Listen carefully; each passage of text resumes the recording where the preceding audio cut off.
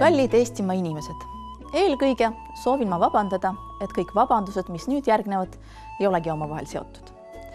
Ma väga vabandan, et minu erakond ei ole juba 7 aastat olnud koalitsioonis ja tõenäoliselt peale meie erakonna juhi viimaseid väljaütlemisi jääb Keskerakond opositsiooni veel vähemalt samaks pikaks ajaks võimult kõrvale. Ja ma vabandan, et Keskerakond, kes veel mõni aasta tagasi oli ainuke erakond, kes reaalselt suutis ühendada erinevast rahvusest inimesi, on tänaseks selle võimekuse kaotamas.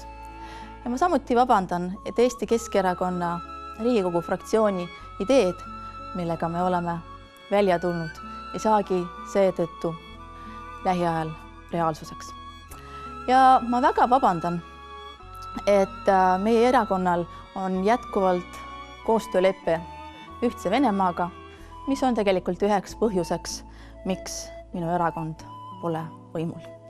Ma väga vabandan, et minu erakonnas on rassistid ja homofoobid, kes ei pelga seda, vaid pigem vastupidi, julgevad sellest rääkida teleekraanil ja oma Facebooki lehtedel ja blogidest.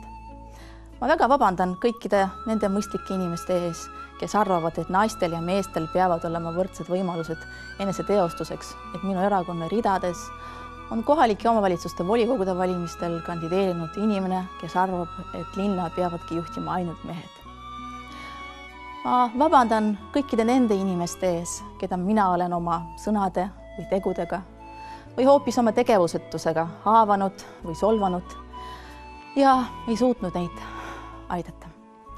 Ja ma soovin vabandada ka oma mehe soovil tema ees. Kallis abikaasa, anna mulle andeks.